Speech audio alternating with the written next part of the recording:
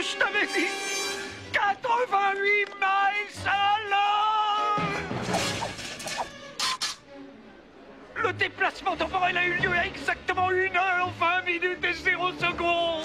Trouve le jeune Biff et prends-le en filature. Au cours de la journée, le vieux Biff viendra donner l'almanach au jeune Biff et il est indispensable que tu ne l'empêches pas de le faire. Biff doit être persuadé qu'il a réussi afin qu'il reparte de 1955 et ramène la DeLorean dans le futur.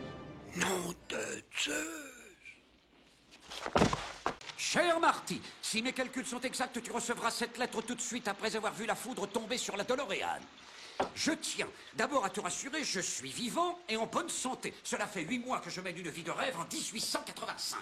Ça veut dire que le futur n'est jamais écrit à l'avance. Pour personne.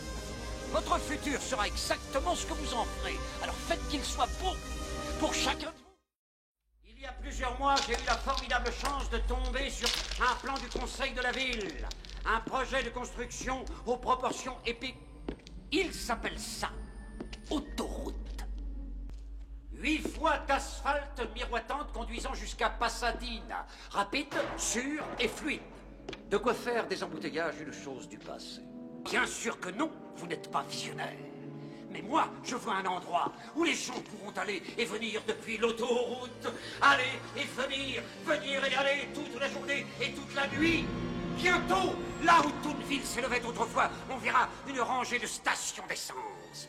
Quelques motels bon marché, des restaurants qui servent rapidement des plats tout prêts, des stands d'exposition, automobiles, des rechanges de pneus et de magnifiques panneaux d'affichage pouvant être vus jusqu'à la ligne d'horizon. Me retrouver dans ma chambre me rappelle de vieux souvenirs.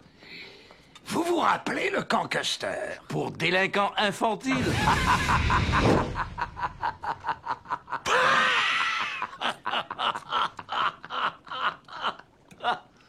Oh, la mémoire, quelle merveille! Aujourd'hui, j'aimerais me promener dans la maison.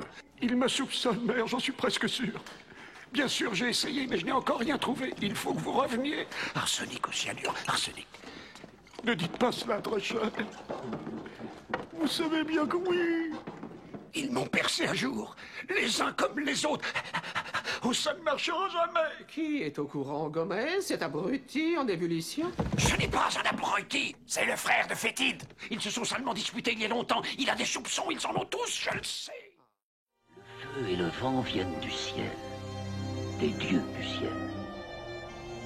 Mais Grom est notre dieu. Grom, il vit dans la terre. Autrefois, des géants vivaient dans la terre, Conan.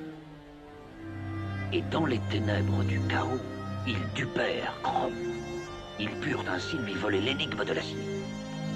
Grom se mit en colère, et la terre trembla. Le feu et le vent abattirent ces géants, et ils jetèrent leurs corps dans les mers.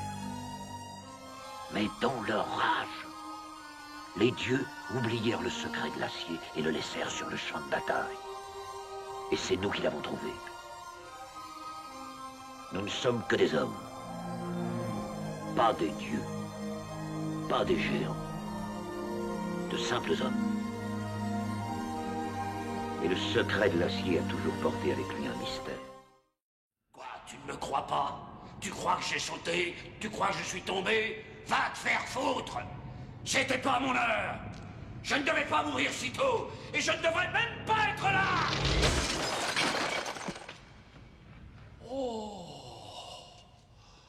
Oh! Oh, je donnerais n'importe quoi pour une bouffée. Juste une bouffée. Tu te sens bien? Qui es-tu? Pourquoi tu me traques comme ça? Qui t'envoie?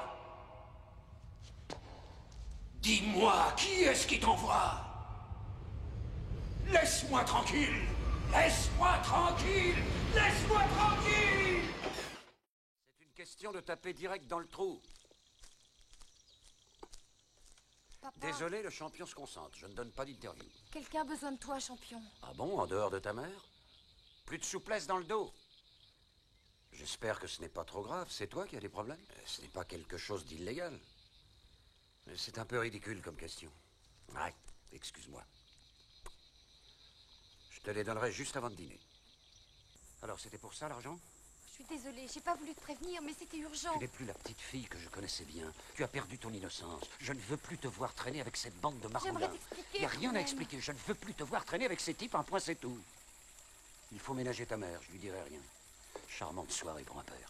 Et enlève ce maquillage ignoble de ta figure. Tu as l'air d'une pute. Notre estimé ex-président avait un grand rêve. Il l'avait appelé Delta City. Ça suffit, Johnson. La grande ville de Détroit représente, messieurs, un précédent hors pair. Il n'y a qu'un seul petit problème. Elle s'est changée en zone de guerre. Eh bien, je considère qu'un déficit de 350 millions de dollars est une véritable menace. Pas vous, Johnson? Fleck! Monsieur.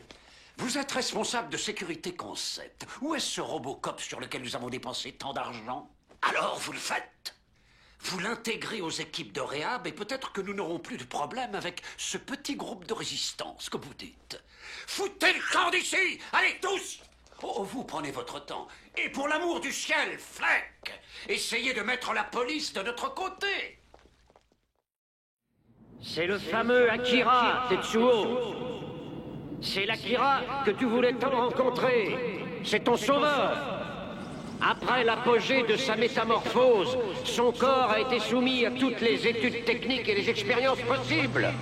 Tetsuo, ce que tu vois devant toi est le résultat final. Aujourd'hui, on m'a ôté le délicieux plaisir de savourer et de fêter la victoire finale sur mon plus cher ennemi. Aujourd'hui, Batman est mort. Sa disparition me comble de joie et je suis le plus heureux des hommes. J'aurais tant voulu lui dire une dernière fois merci et lui témoigner toute ma sympathie. Je l'aurais peut-être fait avec une tarte au cyanure en pleine figure. J'aurais pu lui faire un bouquet final en déposant une jolie bombe dans sa Batmobile. Mais voilà, tous ses rêves se sont envolés et par la faute d'un petit criminel insignifiant qui se trouve là en face de moi. Il y a 100 millions d'années, il y avait les moustiques comme aujourd'hui. Et comme aujourd'hui, ils se nourrissaient du sang des animaux, même des dinosaures. Parfois, après avoir piqué un dinosaure, le moustique allait se poser sur une branche d'arbre et restait collé dans la sève. Longtemps après, la résine durcie s'est fossilisée, comme un ossement de dinosaure, gardant en elle le moustique. Cette résine fossilisée, que nous appelons l'ambre, a attendu des millions d'années avec ce moustique en elle. En utilisant les forces invisibles de la nature, nous pourrons faire démarrer cette machine. Ce simple trombone va nous servir d'antenne. Il nous permettra de capter les ondes cosmiques et nous fournira l'énergie pour démarrer le vaisseau.